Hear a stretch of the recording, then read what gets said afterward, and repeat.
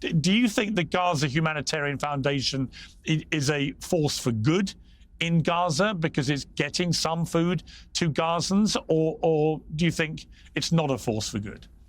So in terms of getting food to Gazans, let's just debunk something both the GHF guy and Huckabee said to you. They keep saying 110 million meals. That's since the end of May. We are in the beginning of August. When you do the maths, or math here in the US, you need, for 3 meals a day, right, for 2 million people, you need over 400 million meals in that time space. By the way, these are meals that have no water, no fuel. So you get the food, you can't cook them. You don't. How are you supposed to cook them? What are you supposed to drink with them? You don't get any water or fuel from the GHF. Just these prepackaged meals. And it's enough meals to cover, as they say, 110 million meals. But what you actually need are 400 million meals. So really, they've only provided a quarter of as much food as the people need, and without any water or fuel. So they're just selective cherry picking of stats without any context. In terms of your question, let me answer it directly. No, it's not a force for good. It is a force for evil. And that is not a word I use lightly, Piers. I'm not one of these people who throws around evil all the time. But what we have seen in the last few weeks at these GHF sites is evil. You are seeing people, hungry people, coming for food, starved by Israel. And then when they come to the sites that they're told to come to get the food,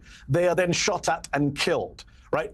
Killed, hundreds of them. And by the way, again, they keep saying, well, we don't know what happened, misinformation. Actually, no, The Guardian just did an investigation over the weekend. People can go read it. Based on 30 different videos, they've identified Israeli gunfire at Palestinians at these sites. We have Israeli soldiers telling Haaretz we were told to fire on people at the aid sites. We have American contractors who told the Associated Press, we saw our colleagues opening fire, live ammunition on Palestinians. How evil do you have to be to have starve people and then tell them to come get aid in the middle of a war zone? These GHF sites are in the middle of a war zone, and then shoot and kill them as they come to get the aid. I mean, that is, you think about Rwanda, you think about the Balkans, you think about the worst genocides in the last 50, 60, 70 years.